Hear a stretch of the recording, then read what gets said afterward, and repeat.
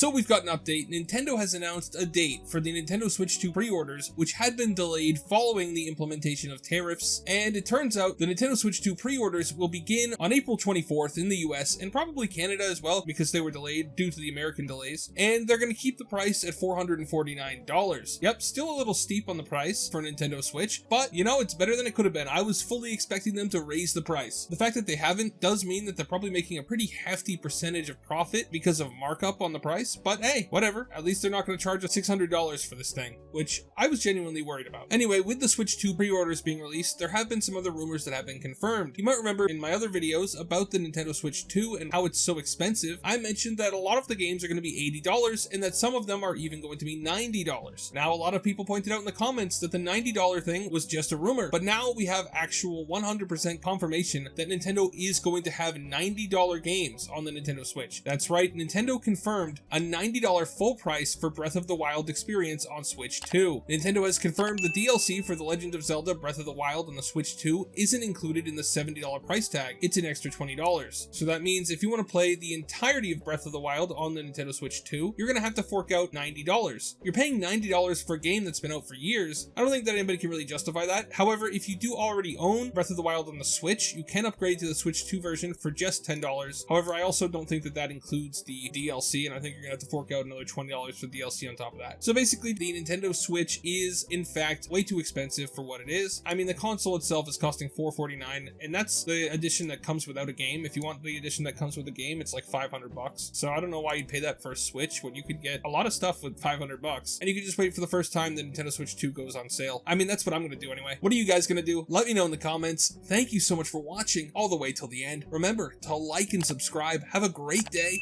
and God bless you.